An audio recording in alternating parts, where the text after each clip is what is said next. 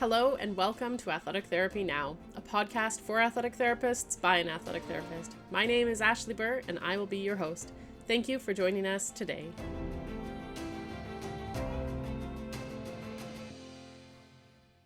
All right, welcome to episode 8, Getting the Most Out of Your Practicum Placement. We have our guest Val Pelleck.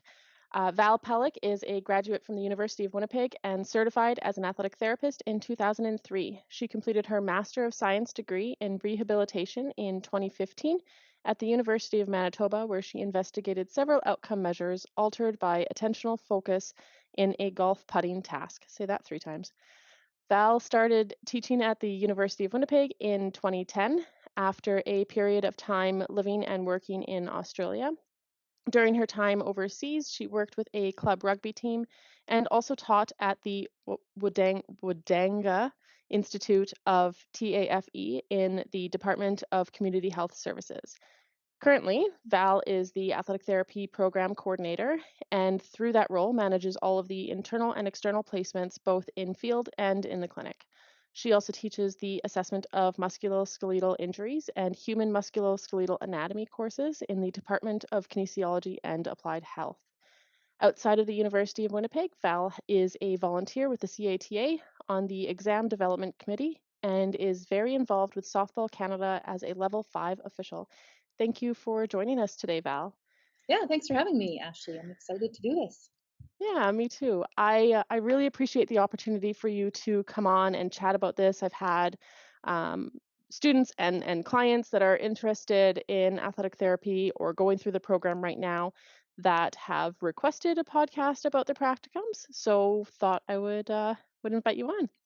Okay, So great. the first question that I ask everyone, in one sentence, can you share your favorite thing about being an athletic therapist? I think my favorite thing would be the variety of things, of skills that I'm able to bring to the table, whether it's field or clinic. I mean, there's so many things that cross over both areas, but then also those skills also carry over into other parts of life and other professions too. So it's more than just one degree. We're really qualified for so many different things. I love that because when you think athletic therapy, you think, all right, you're either in clinic or you're in field, but you can do both, and you can do teaching and education and insurance and all of the different things that are available. There's so many Mhm, opportunities. absolutely. So our first question is, what's the importance of the field and clinical practicums that students are required to go through in their university degree? Right. So I think for both of our types of practicums, the obvious reason would be it gives students an opportunity to practice the skills they're learning in the classroom in a real life setting, but with some supervision, some guidance, not being thrown into things before they're ready. Um, so it's really critical because you can only practice on your peers in simulated case studies or scenarios so many times, especially when everyone's giggling and it's hard to take it seriously. You need the real life part of it. Doesn't always go the way it does in your case studies or in your class. Um, there's so many other variables too that we just can't simulate in a controlled situation like in our classes, and it's really in the placements where students are exposed to those and actually see like how this goes down in real life or the variables that different types of people you interact with bring to the table. The things that I would say that maybe aren't so obvious would be making connections is really important, and time again we get guest speakers into our practicum seminars and they talk about their journey kind of from a student to being certified to where they are now. And every time it comes back to something they did as a student and now it's popped up again when they're a certified athletic therapist. Sometimes it's those connections were really obvious from the get-go. So they were in a placement, it went really, really well, then they were offered a job right after their placement finished, or as soon as they certified. Sometimes those connections don't become apparent until years later when your path crosses with someone you dealt with in your placements. And it might be the person who was your clinical educator or your supervisor. It could also be patients or athletes that you dealt with many years ago and they remembered you and the impact you had. And now they want to contact you and bring you back into their life somehow, or they have a job and they think of you first. I think the other things that really make practicum placements important would be developing communication skills. And again, people are comfortable with their peers and even with their instructors in the classroom. It's pretty casual in our classes. We know everyone really well. But when you're in a real life situation and you're dealing with different personalities, some can be really difficult or challenging. Some people, it's easy to have a conversation with them, but a lot of people, it's not. And you're trying to extract the important information. You're trying to, explain the same exercise 5 different ways, which is probably something you've never thought of doing because it's always just worked the one way. And even with dealing with coaches or people who you need to deliver not so great news to, you have to figure out how to communicate. And we talk about it a little bit in our classes and seminars, but nothing is really a substitute for the real situation and kind of being thrown into it. So it's a bit rough at first, for sure. It can be awkward with the communication, but it's something that really evolves by the time the student gets into their second placement and then kind of wraps it up on the verge of certification. Last couple of things I would say that also make these placements so important would be it forces you to get outside your comfort zone. So it might be you're with a sport you're not familiar with. It might be you're in an environment you aren't super comfortable with. It's nice and comfortable here on campus when students work in the UW clinic and they work with Westman teams. And that's great. It's a really important place to be for some placements, but then you need to experience real life and get off campus. And it can be really uncomfortable for students sometimes.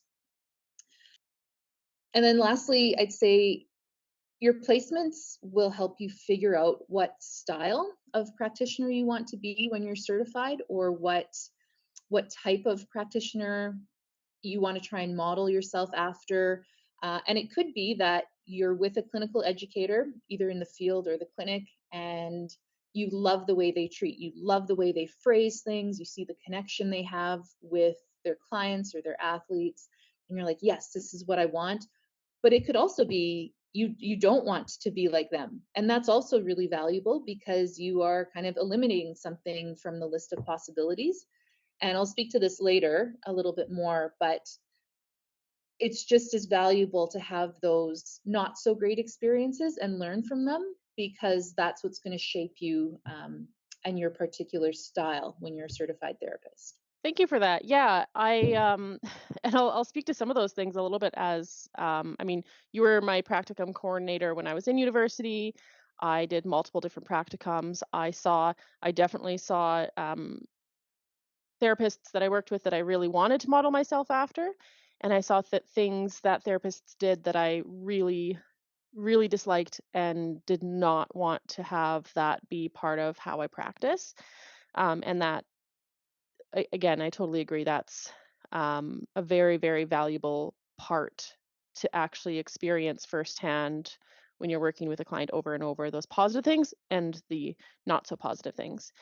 Um, and as for referrals, I'm actually doing a podcast in a few weeks with Nikki Smith to talk about what I would call like a referral network, or the ripple effect of referral networks, and how one referral can turn into, almost 100 referrals, and what that looks like, what the tree looks like with that.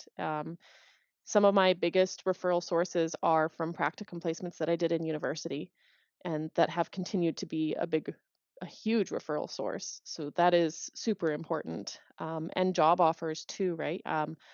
My first practicum placement was in field, or my second practicum placement was with Calvin High School, and I still work with them. So that was 2010. We're 14 years later, and I still work with them as a team. And I think you had put a lot of work, Val, into creating a relationship with the Winnipeg High School Football League to turn that from a volunteer position into a paid position. So thank you for that. Yes, Um, I'm glad it's worked out and they've stuck with that. It's evolved a little bit over time, and I wish more teams or schools, I guess not teams, but the schools would buy into it a little bit heavier, and have someone on staff kind of and a dedicated person. But at least there's athletic therapy coverage at all the games, and the athletic therapists are being paid to do their job, which is really important.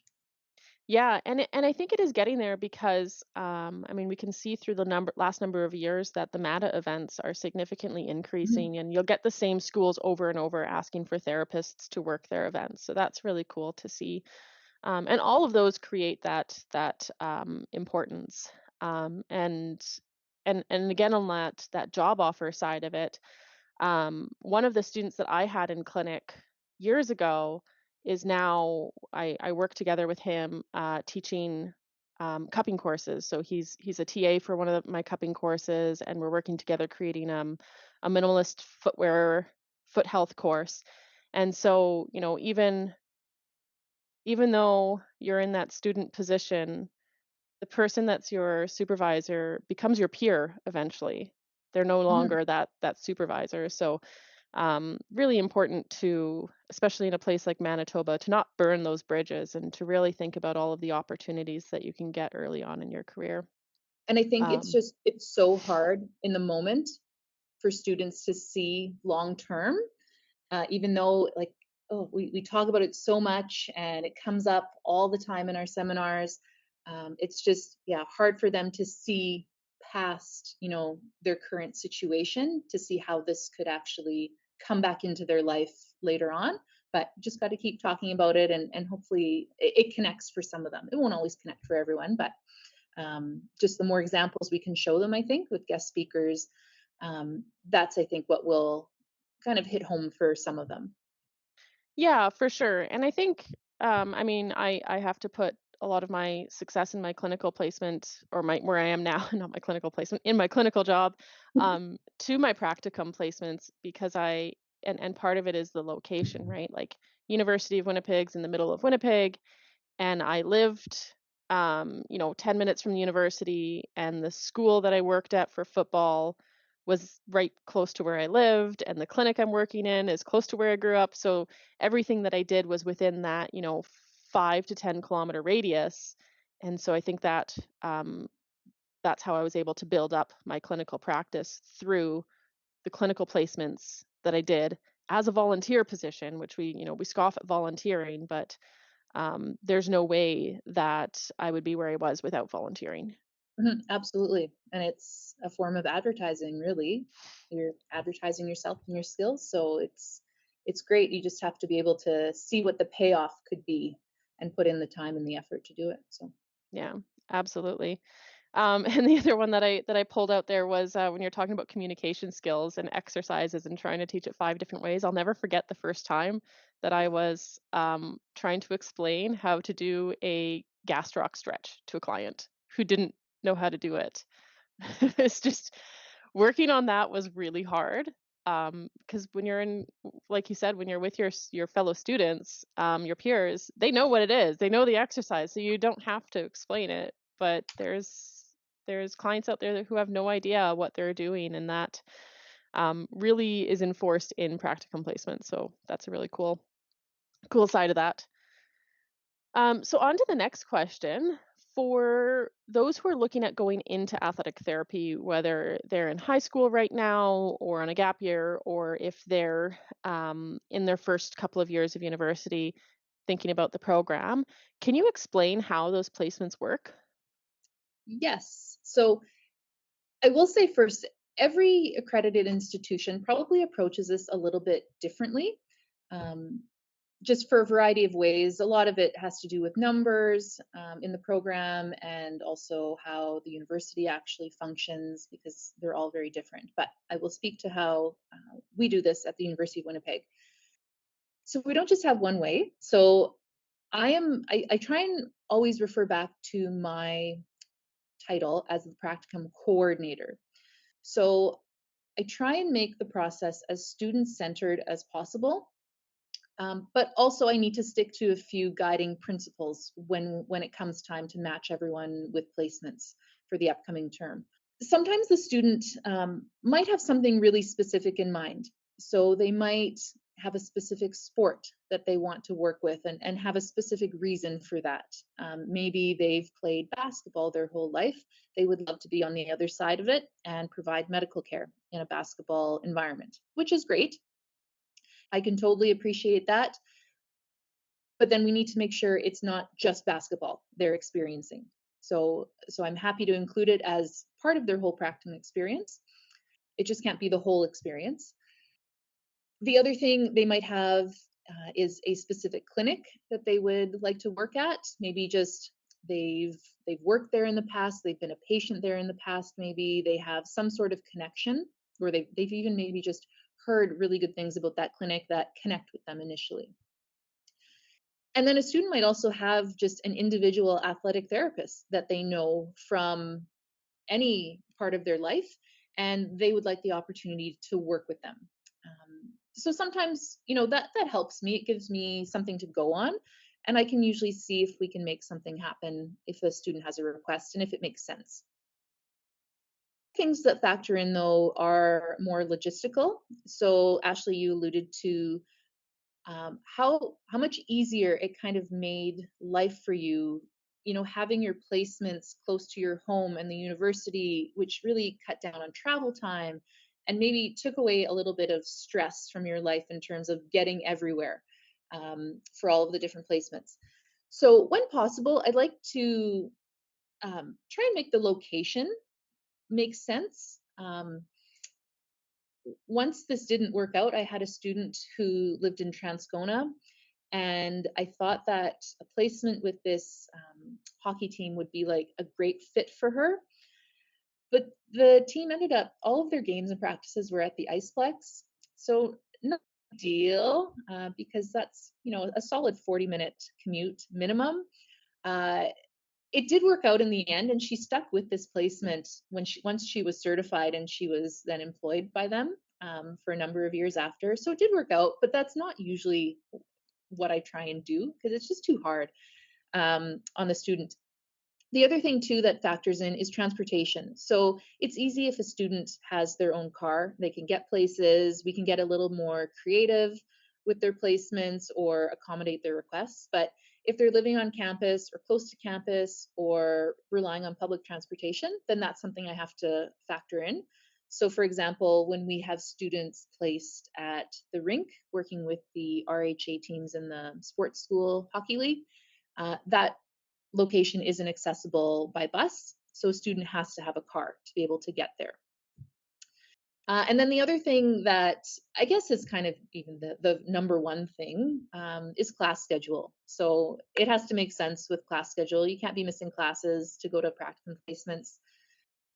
So that's sort of what comes into play first, especially when it's Westman teams on campus who do practice during the day. Usually other off-campus placements, a lot of them, if they're field, they're in the evenings or on weekends, so it's not as much of an issue, but I do need to consider when the students actually need to be in class. The other things too is, I mentioned this before with my example about a student wanting to work basketball. It's important that students work a variety of sports. On rare occasions, if the student has a really good reason, I might let them do the same sport across both practicum placements. An example would be if a student, they really want to pursue a career in field working with hockey. Go along that hockey pathway where you go from like maybe junior hockey, then to like locally, then WHL, and then on and on and on. Then yeah, I might be willing to be a bit more flexible in terms of letting them just do different hockey placements.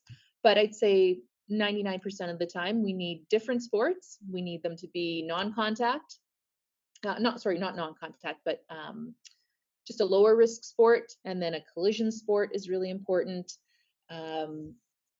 Also different populations is important.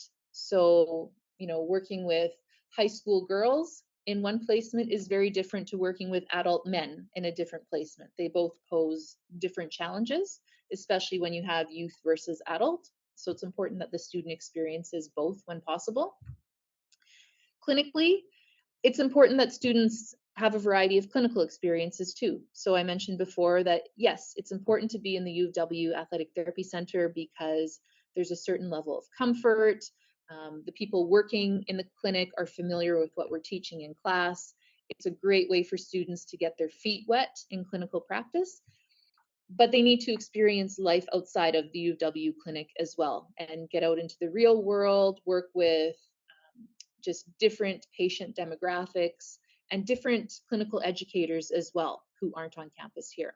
One thing that kind of came up earlier a little bit would be personality is important. And I think I've been doing this for several years now as the practicum coordinator. And I've got to know a lot of our clinical educators, and we've had lots of different experiences with students and especially problems that have come up.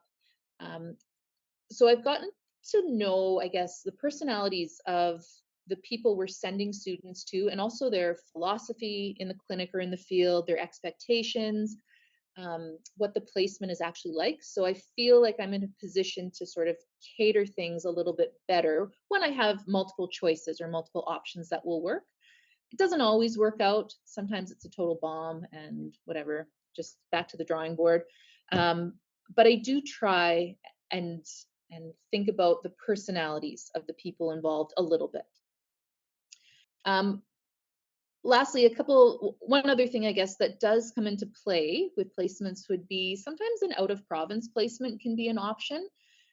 And being that I'm trying to focus on this being student centered or a student led process to some degree, we're always open to students who want to do something a little bit different as long as it fits within our academic plan. And if they want to go out of province in the spring or summer and do a practicum placement, I am all for that. There are so many great placements, both field and clinic, that are not in Winnipeg or surrounding areas of the city, or even in different areas of Manitoba. There can be some really great experiences that students can have as long as we can find a clinical educator who's on board with sort of our requirements in terms of supervising a student. So that doesn't happen that often, but when we do have transfer students from other universities, so they're from out of province, they often will want to go back to their home province to do a placement.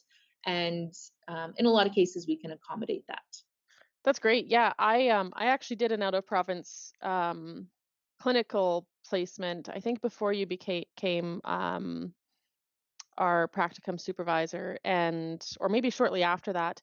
And it was I worked with a physiotherapist, two physiotherapists, and a physio slash athletic trainer, so an athletic trainer from the US. And it was just such an interesting experience. I said from the US. She was in Ontario at the time, but she did her schooling in the US. And even though it wasn't an athletic therapist, and that was like I really had to push for it, because there weren't at that time any athletic therapists where I was going to be for the summer. And it was really cool to see how things were done differently in a different province, and to see how different, like a physiotherapist would work or an athletic trainer would work, compared to how we were taught at the University of Winnipeg.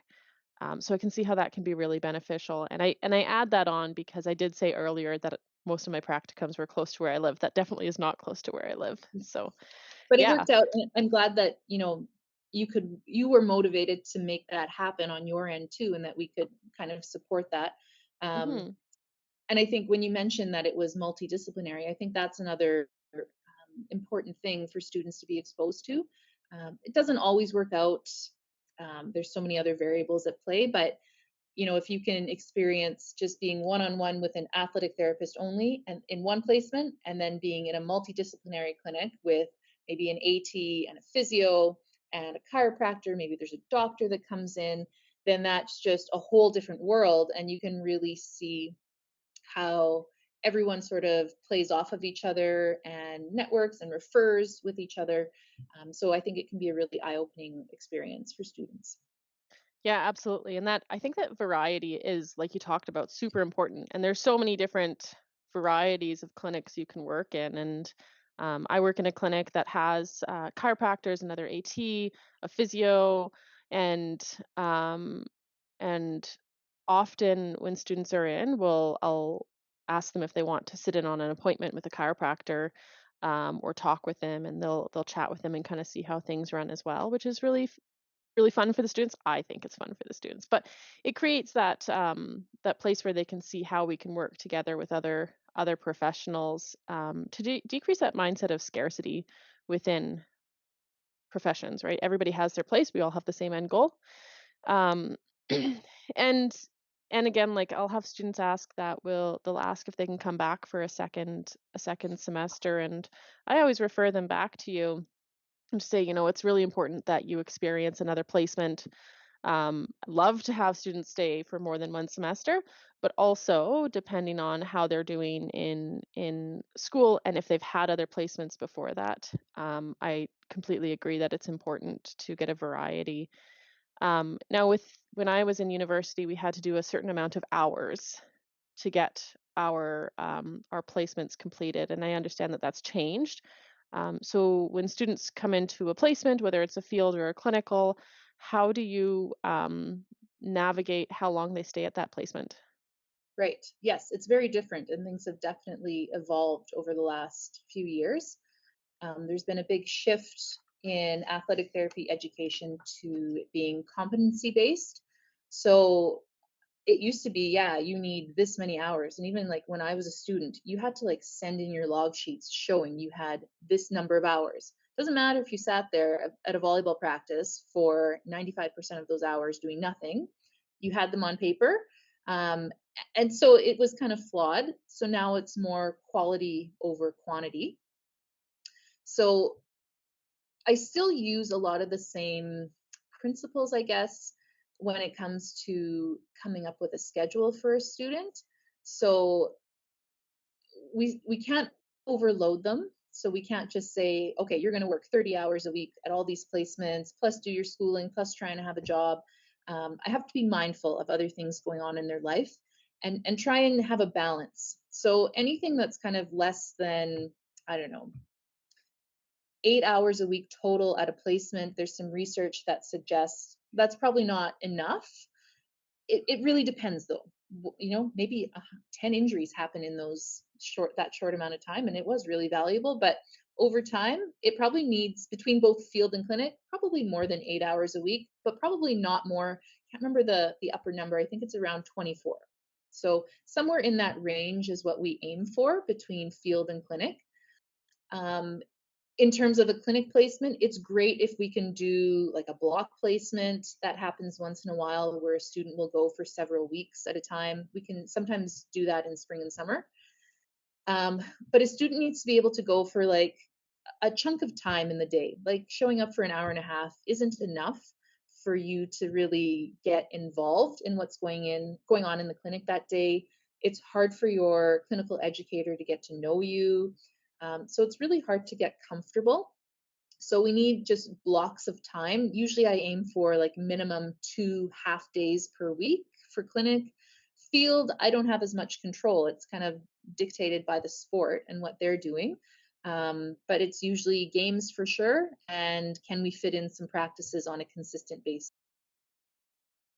It's definitely a juggling act, I guess, in terms of how much they need to go. Um, but what we look to now are they're called entrustable professional activities. So the student has a big checklist of field, clinical, and professional things they should be able to do within their practicum placements.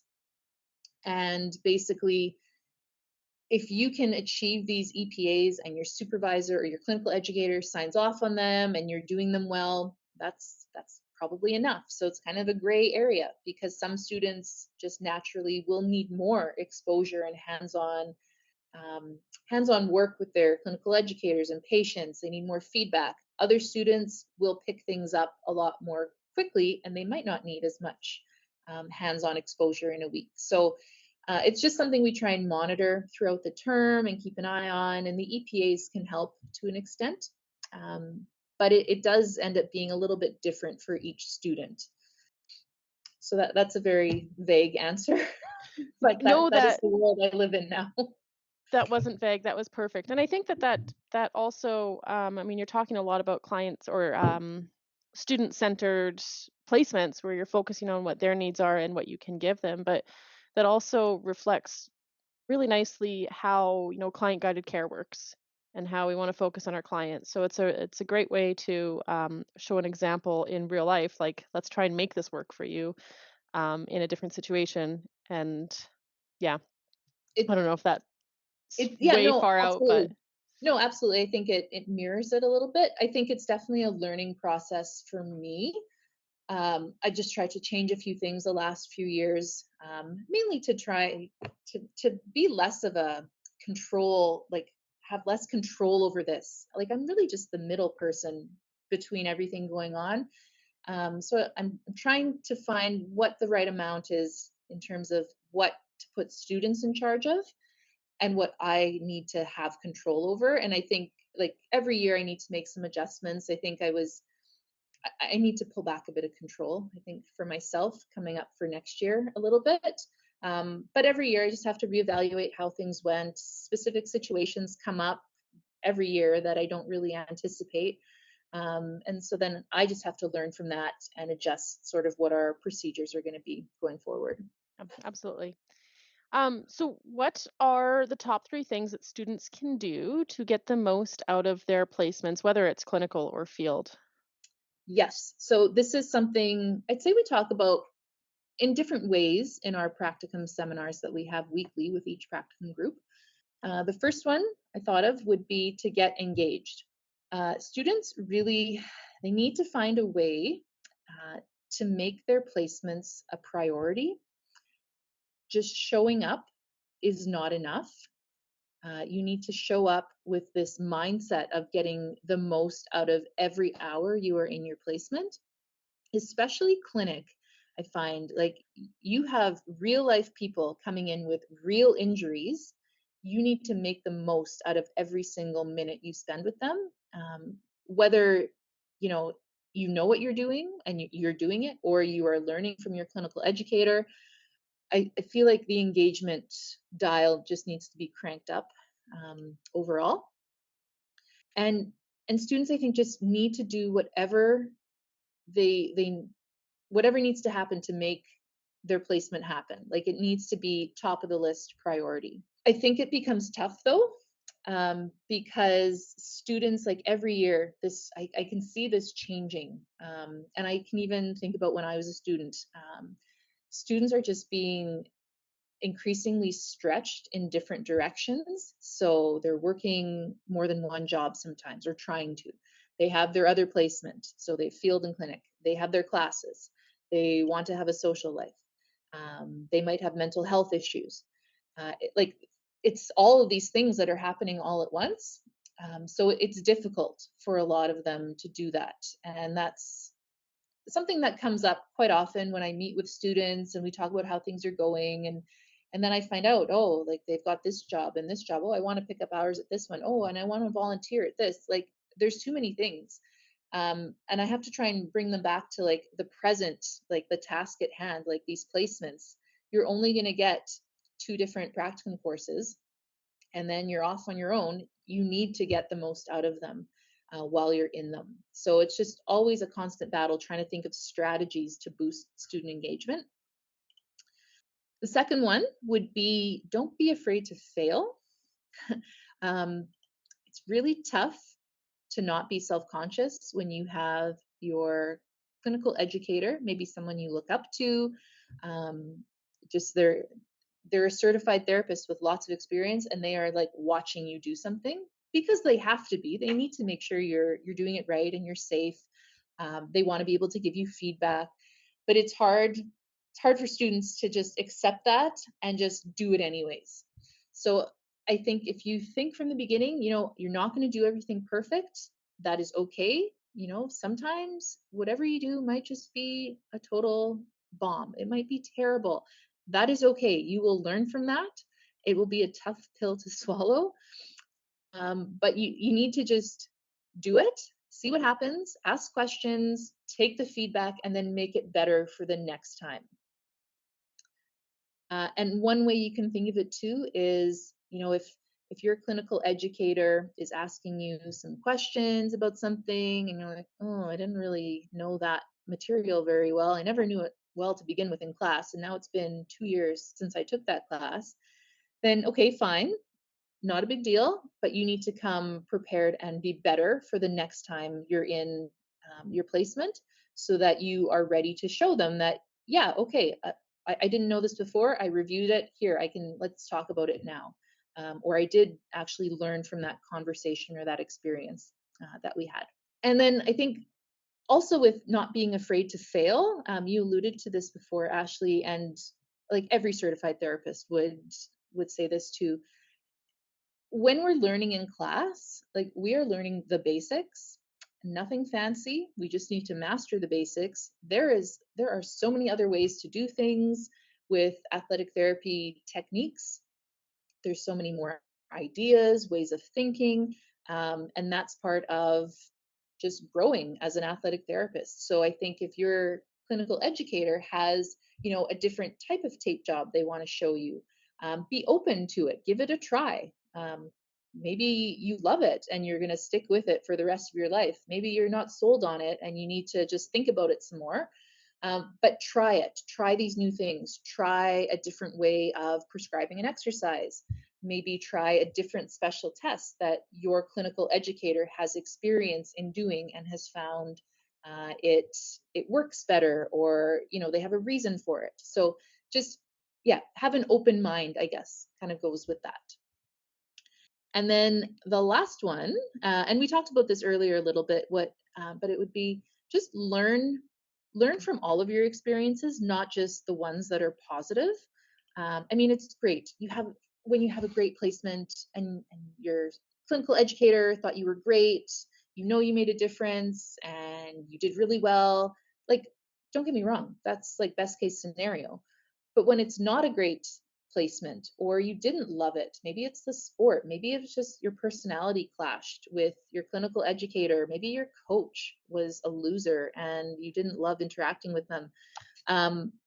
Yeah, that sucks. That's not my goal when I send you to that placement. But what's done is done.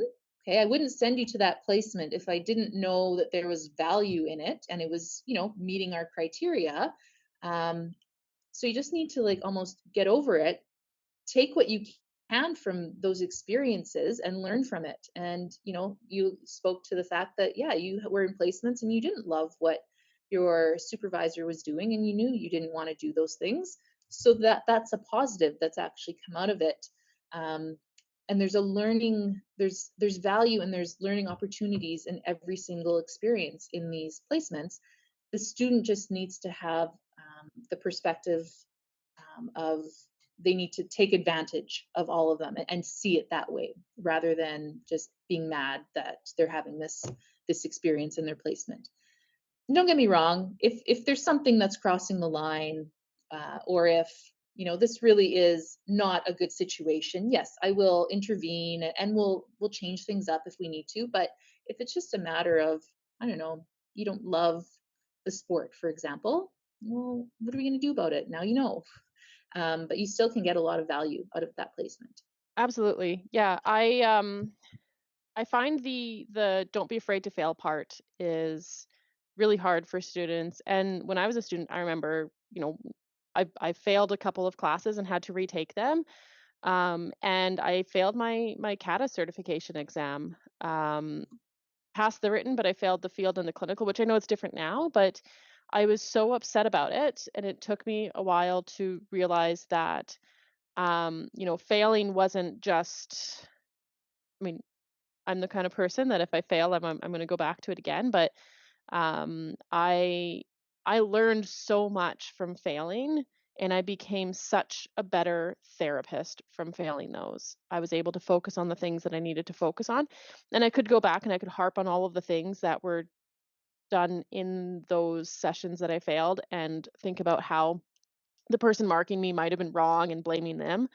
But really, what it comes down to is if I failed something, should I really be out there working on clients unsupervised? Or can I take that as an opportunity and learn more from it and build myself more and become a better person and a better therapist? And so I think if we just soar through our careers and never fail at anything, we don't learn that side of it. Um, yeah, so that I think is very really really important. And I've had that conversation with students in the past, where there's almost that block where they don't realize that some of their supervisors have failed their practicum placements or their exams or courses, and when they realize that that's happened, it just takes that wall down and makes them feel better about it. Yeah, absolutely. Yeah, and then, like you said, learn the basics. Like university is about the basics, and it's okay to be open to learning from the differences that our clinical placements show. And the biggest thing that I hear from students is that, what are we learning in university? Like, that's not how it's like in the real world.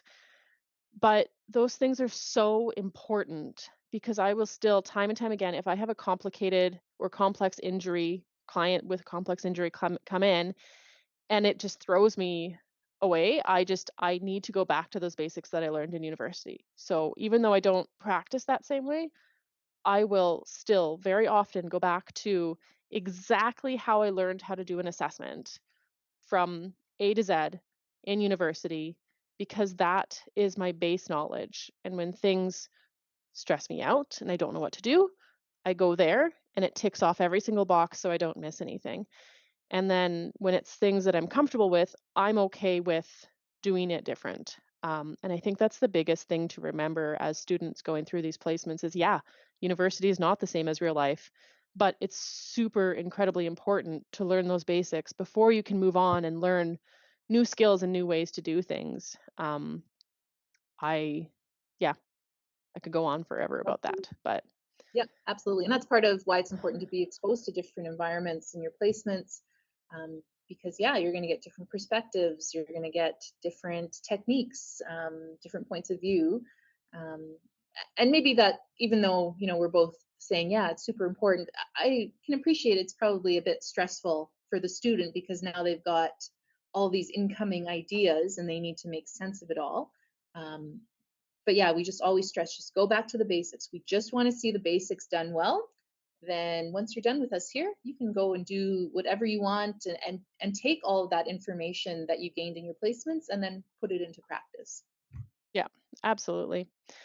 So the last question I have for you is I'll often get students that are, high school looking at athletic therapy, or they're in their first or second year of university looking at athletic therapy, wondering if they can come in and shadow me in the clinic before they've started that athletic therapy program or before they've ever had a placement ahead of time. What are your thoughts on that? Yeah, I think it's really important to know what you're signing up for. We've recently changed our intake procedures here.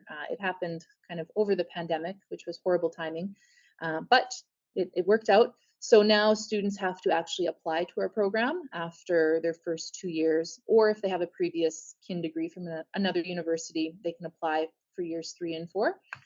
So one of the items that's on our application actually deals with previous experience. So some students, if they have a previous kin degree, they might have worked as a student trainer at a different university. So that's ticking that box. If you're applying to move to Winnipeg to pursue athletic therapy, okay, we're pretty satisfied that you probably know what athletic therapy is. But for high school students here, or even current kinesiology students, it is important that they seek out some opportunities so that they can show us when they apply that they've done their homework, they know what this is, and they understand why they want to pursue it and what parts of athletic therapy kind of speak to them, what they're interested in, because they also need to write a personal statement. And if you've never been exposed to either field or clinical practice in athletic therapy and you just think, oh, that sounds good, I like sports, you don't really know like what this is about. And that was kind of the problem we were running into, kind of when you were a student, you know, the whole way. It was, oh, just tick a box on when you declare your major, and people didn't know what they were signing up for. Some people did, don't get me wrong. They knew exactly what this was and that they wanted to pursue it, but it's just a way of making sure you're making a well-informed decision. It also gives you a contact, um, just someone who maybe later on, maybe you're going to do a placement with them. Maybe they're going to write a reference letter for you, and you've done, maybe it's one day you went with them. We have students here who aren't current athletic therapy students, and they've been going into the clinic weekly, just for a couple of hours, just shadowing, but they can get involved with doing a few things. Um, but it shows that level of engagement and that level of interest, so that when we look at applications, we see what they've done. We know that they were there for like 30 hours in a term, putting in the work to figure this out. And then we know that they know what they're signing up for, basically. So, yes, I would encourage it if the person on the other end is willing to have a student just come and shadow them. But I think Yeah. most athletic therapists are happy to promote the profession and, talk to people who are possibly interested in it. Yeah, that's great. So it's important, it's helpful, but it's not essential. It's not.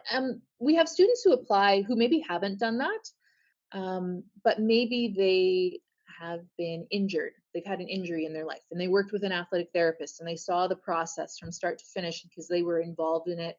That would also count for something, but we have like a little scoring rubric. Um, but yeah, I would definitely encourage it, but not necessarily, like you said.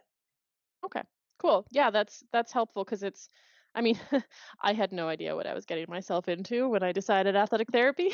But it worked um out. yeah, it did. Obviously, I love it and I love this career. But I had no idea um the full extent of what athletic therapy was. So that's nice to see that that's there now. Um do you have anything else to add, or can I go through a summary of what we talked about? Yeah, sure, go for it.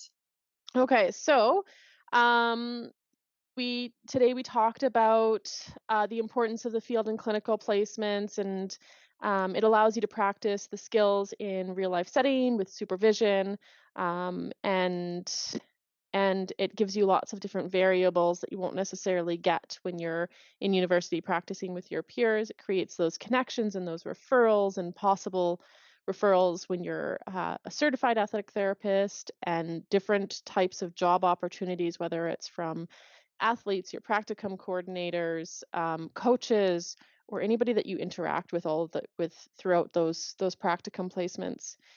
And then and that's, even immediately, or it could be years down the road that you run into somebody. It also works on those communication skills, learning how to talk with clients, learning how to talk with coaches, learning how to explain exercises, and how to share different types of news, whether it's positive or negative news, to the people that you're working with. And it gets you outside of your comfort zone versus in that nice little place that we are comfortable with, whether it's in a different sport or a different environment, or even in an external placement in a different province. And then it helps you decide what kind of practitioner you want to be, what kind of practitioner you want to style yourself after, even if it's those positive things that you see in the clinic, or field placement, or the negative things that you really want to make sure that you avoid those in your placement. And those are things that you'll never know until you experience that as a student or as a client. And then we went on to talk about how the placements work. And an important thing to note is that every university is different. And so we're speaking to the University of Winnipeg here. And so it's very student centered, trying to think about where the students live, whether they have a car, whether the location they want to do a placement at has bus access if they don't have a car, keeping it close within where they are. And um, and thinking about getting a variety of opportunities. So different sports, different clinics, different populations. whether it's, high contact or low contact, really getting that experience with all of those options. If somebody has a specific career goal in mind, like hockey, then you might focus it more towards that. But outside of that, still getting all of those options out there, and looking at different personalities. So trying to match the student with a practicum coordinator that has a similar personality or mindset that'll work well together. Um, and then obviously the class schedule, and um, looking at how many hours a week that they're in that. So you're looking at between that 8 and 24 hours of clinical game practice scheduling, is what the research shows to be the minimum and maximum to get that positive experience out of it. And then we went on to talk about the top 3 things that students can do to get the most out of their placements. The first one was just getting engaged, prioritize being in the clinic or in the field placement, make that your priority to get the experiences that you need to be able to get through the program and feel confident in yourself. And don't be afraid to fail. Even failing is a really positive learning experience. And going off of that, learning the basics, but being open to knowing that there are other ways to do things outside of just, the core, what we learn in university. Um, but the basics are incredibly important to be able to learn how to do things differently too. And learning from all experiences, whether or not it's, a positive experience, a negative experience, kind of going back to um, the importance of those clinical placements and seeing those things that you want to go forward with in your career or not go forward with. And then the last question we talked about was whether or not students should look at doing a placement before they go into the athletic therapy program, and how that is really important so that you know what you're getting into, and it can create those contacts for later on, whether it's a placement you want to go to or a job opportunity down the road, or a clinic that you've been a client at. And when you're looking at applications, it shows engagement, it shows interest. And so it's not essential, but it's important in helping to get into the program and prepare yourself, I think, more so than just getting into the program. Did I miss anything? No, I think you summed it up great. Hit on all the points. Perfect. Well, thank you so much for joining us today and having this discussion about practicum placements. If anybody wanted to reach out to you, if they had further questions, you've given your email address, so I will link that into the show notes, as well as I believe you gave me a link for the University of Winnipeg Athletic Therapy Program, so I will link that in the show notes as well. Okay, sounds great. All Thanks for right. having me. It was great to talk about this. Thank you so much for joining us. Have a great day. Thanks, you too.